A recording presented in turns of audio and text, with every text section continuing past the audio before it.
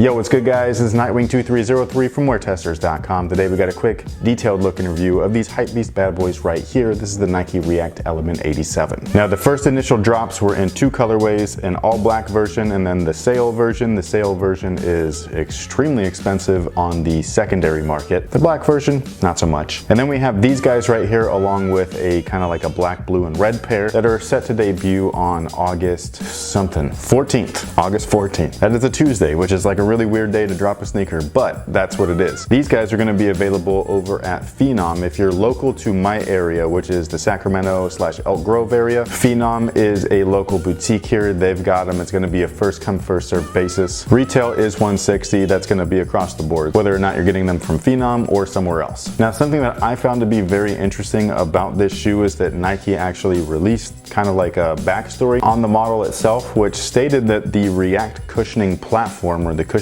foam, was originally intended for casual use only. Like, performance was not in their mind when they were making React, which I found, again, really interesting. I thought it was super surprising. And what this shoe right here is it kind of represents the initial stages of React. And that is showcased right here in the midsole itself. So the overall design, the way that it feels, and the way that it looks, all of that stuff is basically like paying tribute to the way that it almost originally came out. There's tons of carvings or engravings within the midsole itself, which is interesting, and it also adds a ton of compression, which means that it's really playing up that whole React kind of feeling. And I know that a lot of people are just instantly curious about the comparison between these and something like the other two React models. I think there's 3 now, and I'm just talking about the runners, not any of the basketball line. You guys already know, if you guys watch what we have done so far, the basketball versions of React has not been the same feeling. Like, it's very much like dense. This is the complete opposite of that. Now these, in comparison to the Flyknits, as well as the, I think it was called the Odyssey, I always forget that one's name, I'm sorry. These guys right here feel so much more comfortable, and I don't mean that in like a bad way to the other models, because the other two models are performance models. This guy right here is a lifestyle shoe. It's not meant for performance, and if you were to try on all 3 models, it's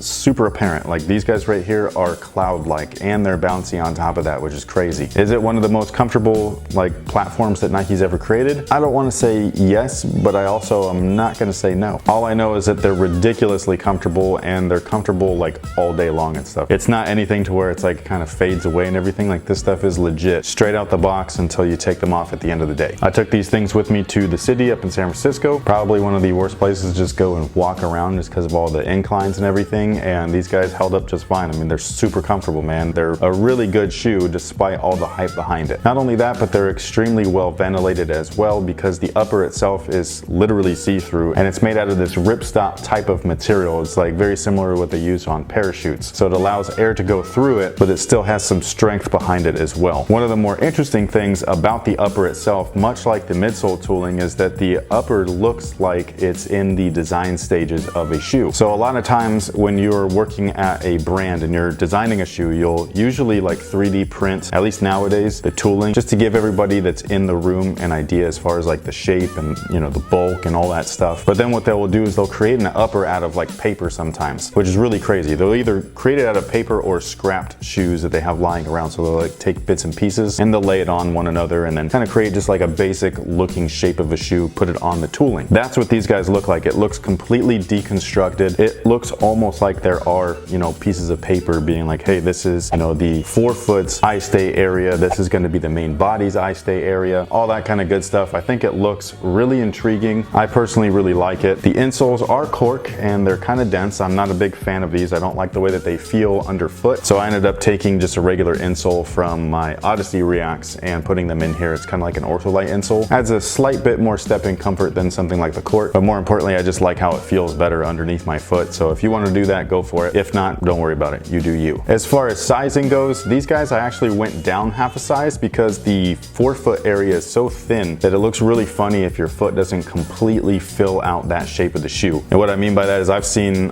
plenty of pictures, and I've seen it myself when I tried them on. If the foot does not fill up the shoe completely, the shoe kind of like breaks and crinkles in certain areas, and it doesn't look good in my opinion. It looks really poor, actually. It makes the shoe look kind of cheap, makes the materials look cheap, it makes it look like you don't fit the shoe. It's just a bad look all the way around. So I went down half a size on a personal level because that's where like my foot definitely filled up every square inch of these things. And I feel like that actually looks better. And it doesn't feel uncomfortable on top of that because again, the material here is just kind of like a lightweight ripstop material. So it's really light, it's flexible, it's thin, it doesn't hurt or anything like that. So that's my recommendation. But if it's possible to try these on, I definitely would recommend it because everybody's foot shape is different. And that pretty much takes care of it for these guys right here. Again, I grabbed my pair at Phenom. They release I think by the time this video uploads, it's going to be the day after, so they'll release tomorrow. It's going to be Tuesday, August 14th. Retails $160. Phenom is doing them as a first come first serve type of release. If there's any left over, they do take phone orders. Let us know if you guys are interested in grabbing a pair of these, and if so, which colorway. If you already own a pair of these, what do you think about them? More specifically, how do you compare them if you also have the other shoes to the other React runners that they've made? Again, I think that these are just way more comfortable. They don't feel as supportive in the tooling. So from a casual perspective, I think that these guys are just wickedly comfortable. But you guys let us know what you feel. Thank you so much for watching. Thanks for all your support. And until next time, guys, have a good one.